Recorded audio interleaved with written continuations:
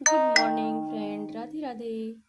आज मैं सभी बहन भाइयों को एकादशी की कहानी सुनाने जा रही हूँ, क्योंकि जितनी बहन लोग एकादशी का व्रत रहती हैं, जितने भाई लोग एकादशी का व्रत रहते हैं, उन सभी को एकादशी मैया की कहानी अवश्य सुनना चाहिए। तभी इस व्रत का फल प्राप्त होता है। प्रेम से बोलिए एकादशी माता की जय, एकादशी मैया की जय हो। श्री कृष्ण गोविंद हरे मुरारी, हे नाथ नारायण वासुदेव। श्री कृष्ण गोविंद हरे मुरारी, हे नाथ नारायण वासुदेव। श्री कृष्ण गोविंद हरे मुरारी, हे नाथ नारायण वासुदेव। बोलिए एकादशी माता की जय।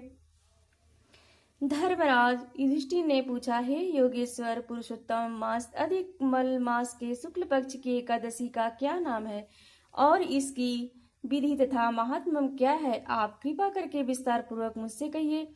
भगवान श्री कृष्ण बोले, हे राजन, अधिक लौद मास के शुक्ल पक्ष में अनेक पुण्यों को देने वाली एकादशी का नाम पद्मिनी है। इसका व्रत करने से मनुष्य वैकुंठ को जाता है। पूर्व काल में ब्रह्मा जी ने महर्षि नारद से पूछा। नारद के पूछने पर पापों के समूह को नष्ट करने वाले इस व्रत के महात्म्य का वर्णन किया था, जो मनुष्यों को भी दुर्लभ। और एकादशी व्रत का महात्म्य है। मैं तुमसे कहता हूँ ध्यान पूर्वक सुनो। दशमी के दिन व्रत का संकल्प करें। उस दिन क्रासे के पात्र में भोजन न करें तथा उड़द, मांस, मसूर, चना, कोदो, साग, मधु और प्राय अन्य यह सभी खाद्यान्न वर्जित है। हविष्य अन्य अर्थात जौ, चावल आदि का भोजन करे तथा नमक नहीं खाना चाहिए। इस रात्रि को भूमि में शयन करे तथा ब्रह्मचर्य में उठे शौच आदि निवृत्त होकर दातुन करें और 12 कुल्ले जल से करके शुद्ध हो जाएं। सूर्योदय होने से पहले पूरे तीर्थ में स्नान करने के लिए जाएं। उसमें गोबर, मिट्टी, तिल और कुसा तथा आंवले के चूर्ण से विधि पूर्वक स्नान करें और इस मंत्र का जाप करें। इस मंत्र का स्नान करने के बाद और यह मंत्र का जाप करिए। इस मंत्र का जाप करिए। पढ़े, हे मृत के तुमको जौ भुजा वाले श्री कृष्ण रूप और 12 भगवान ने उठाया। हे मृत के तुम ब्रह्मा जी को दी गई और कश्यप मुनि से अभियंत्र हुई हो और मेरे नेत्रों वालों और सारे शरीर में लगकर मुझे पवित्र कर दो। हे मृतक के, मैं तुमको नमस्कार करता हूँ। समस्त औषधियों से उत्पन्न और गौ के उदर में स्थित पृथ्वी को पवित्र करने वाला गोबर से मुझको पवित्र करे। ब्रह्मा के थूक से उत्पन्न होने वाली तथा सारे भुवन को पवित्र करने वाली या धात्री को नमस्कार है। तुम्हारे स्पर्श से मेरा शरीर पवित्र होवे। हे शंख चक्र गदाधारी देवों के देव जगन्नाथ, आप मुझको तीर्थ में स्नान की आज्ञा दे दीजिए। इस प्रकार कहकर वरुण के मंत्र को जप कर गंगा आदि तीर्थों का स्मरण कर जलाशय में विधि पूर्वक स्नान करे। इसके बाद सुंदर स्वच्छ सफेद वस्त्र धारण कर विष्णु भगवान का पूजन करें। फिर संध्या तर्पण आदि अपना नित्य नियम करके विष्णु भगवान के मंदिर में जाकर उनकी पूजा करें। विष्णु भगवान के मंदिर में जाकर के उनकी पूजा करिए। विष्णु भगवान के मंदिर में जाकर के उनकी पूजा करें। स्वर्ण के बने हुए राधा कृष्ण और शिव पार्वती का पार्वती का पूजन करें। इस पूजन के निमित्त अन्य धन्य पर मिट्टी या तावे का कलश स्थापित करके उसके ऊपर वस्त्र लपेट और गंध फूल आदि सजाएं। इसके बाद तांबे या मिट्टी के पात्र में देवता की मूर्ति रखें। तावे के पात्र में मिट्टी के देवता का स्वर्ण रखें अथवा चांदी की विष्णु भगवान की मूर्ति स्थापित करके भगवान का पूजन करें। उस ऋतु में होने वाले कमल आदि पुष्प चढ़ावें। चंदन, गंध, केसर, धूप, दीप, नैवेद्य आदि विविध सामग्री से भगवान का पूजन करें। पूर्ण श्रद्धा से भगवान के सामने नित्य गान करें। झूठ ना बोले, झूठ ना बोलिए, झूठ ना बोले। रजस्वला स्त्री का स्पर्श न करें। गुरु की निंदा न करें। इस दिन पुरादि की कथा सुननी चाहिए। इस एकादशी को निर्जल कर रहना चाहिए। यदि न रहा जाए तो केवल जलपान और फलाहार करके कर ले। रात्रि को भगवान का पूजन, भजन, कीर्तन आदि करके जागरण करें। प्रथम प्रहर की पूजा में नारियल, दूसरे प्रहर में बिल्व फल, तीसरे प्रहर में ऋतु फल और चौथे प्रहर में सुपारी तथा नारंगी अर्पण करनी चाहिए। प्रथम प्रहर का पूजन करने से अग्नि यज्ञ का, दूसरे प्रहर में वाजपेय यज्ञ का और तीसरे प्रहर में अश्वमेघ यज्ञ का और चौथे प्रहर में पूजन तथा जागरण से राजसूय यज्ञ का फल प्राप्त होता है। तत्पश्चात श्रेष्ठ ब्राह्मणों को भोजन कराएं। जौ, घड़ा आदि हैं, उनका पूजन करके ब्राह्मणों को दान दें। इस व्रत से बढ़कर कोई यज्ञ, तप, विद्या या पुण्य नहीं है। इस एकादशी के व्रत से मनुष्य को पृथ्वी के सारे तीर्थ और यज्ञों का फल मिलता है। जो मनुष्य उपयुक्त विधि से इस व्रत को करते हैं उनका यह व्रत सफल हो जाता है तथा अंत में मुक्ति को प्राप्त होते हैं। इतना कहकर भगवान बोले, हे राजन, तुमने मुझसे मलमास शुक्ल पक्ष की एकादशी की व्रत की विधि पूछी है, वह सब मैंने वर्णित कर दी। कृष्ण पक्ष के एकादशी के व्रत की भी यही विधि है। अब मैं इस पद्मिनी एकादशी की कथा तुमसे कहता हूँ।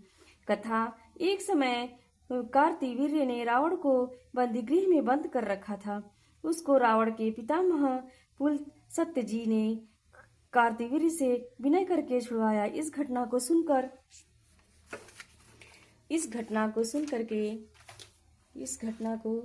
सुनकर बोलिए सीताराम, सीताराम, सीताराम, सीताराम, सीताराम, सीताराम, बोलिए सीताराम। नारद जी ने पुलत्स्य जी से पूछा, महाराज, जिस महावीर रावण ने समस्त देवताओं सहित देवराज इंद्र को जीत लिया था, उसको कार्तिवीर्य ने किस प्रकार जीत कर बंदी बनाया? तब पुलत्स्य जी ने कहा, नारद जी, पहले आप कार्तिवीर्य की उत्पत्ति का वृतांत सुनिए। पूर्व काल में त्रेता युग में हृदय नामक राजा के वंश में कार्तिवीर्य महस्मती पुरी में राज्य करता था। उस राजा की 100 परम प्रिय स्त्रियां थी, परंतु उनमें से किसी के कोई पुत्र नहीं था जो राज्यभार को संभाल सके।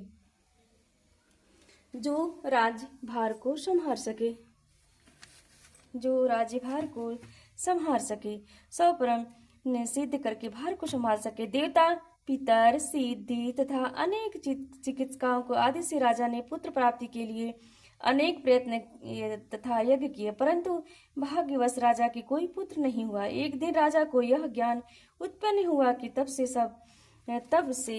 सभी अभीष्ट फल की सिद्धि हो सकती है। राजा को वन में तपस्या के लिए जाते हुए देख उनकी एक परम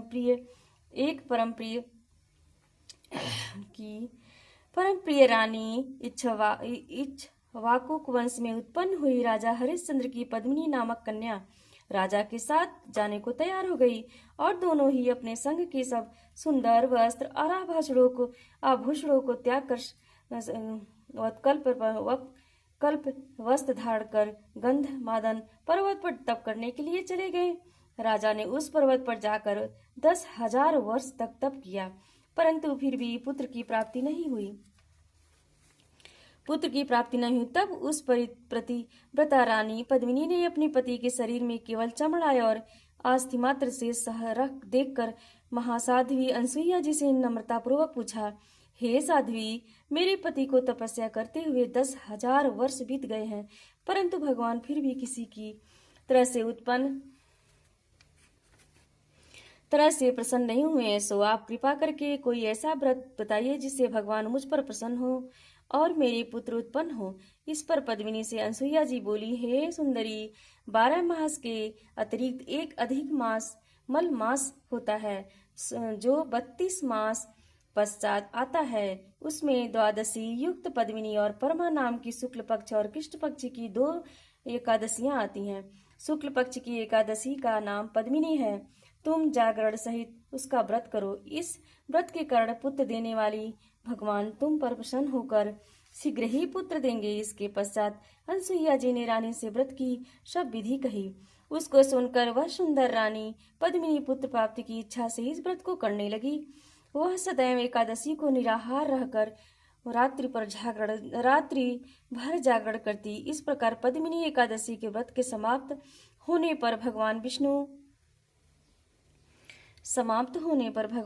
ने प्राप्ति की इच्छा निराहार भगवान विष्णु प्रसन्न होकर गरुड़ पर आरूढ़ होकर उनके पास आए और वर मांगने के लिए कहा। भगवान की सुंदर वाणी सुनकर उस पतिव्रता ने उनकी स्तुति करके विनय की, हे महाराज, आप मेरे पति को वरदान दीजिए। तब भगवान बोले, हे सुंदरी, मलमास के समान मुझको और दूसरा कोई मांस प्रिय नहीं है।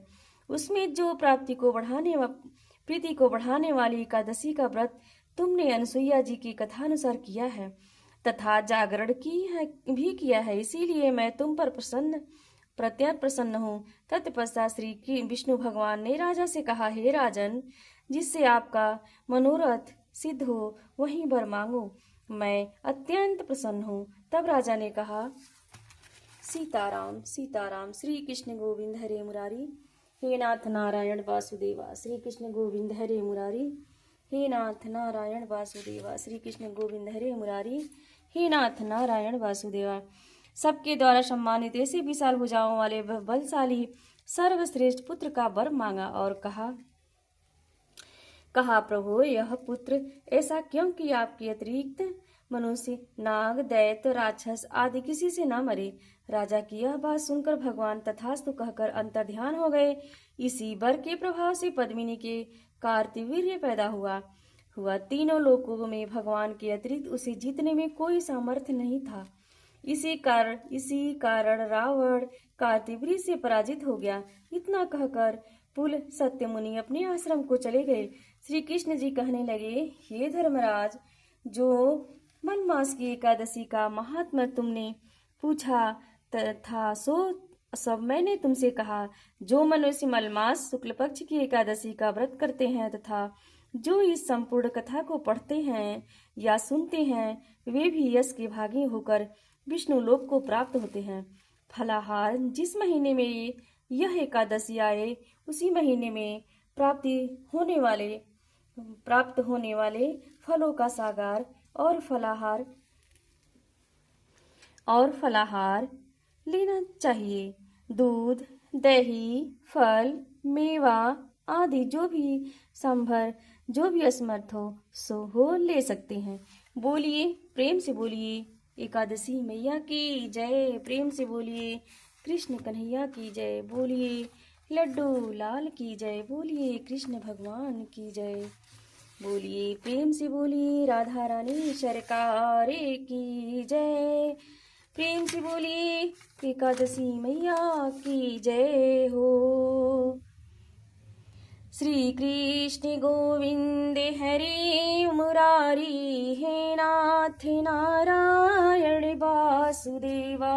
श्री कृष्ण गोविंद हरे मुरारी, हे नाथ नारायण वासुदेवा। गोविंद मेरी यही प्रार्थना है, भूलूं न मैं कभी नाम तुम्हारा। निष्काम होकर दिन रात गाओ, गोविंद दामोदर माधवेती। देहांत काले तुम सामने हो, बंसी बजाते मन को लुभाते। बंसी बजाते हो मन को लुभाते। गाते यही मैं तन नाथ त्यागूं, गाते यही मैं तन नाथ त्यागूं। गोविंद दामोदर माधवेती, गोविंद दामोदर माधवेती। श्री कृष्ण गोविंद हरे मुरारी, हे नाथ नारायण वासुदेव।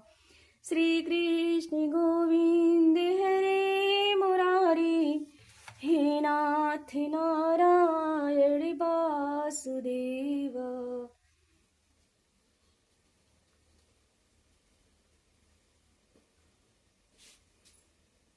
बोली एकादशी माता की जय हो।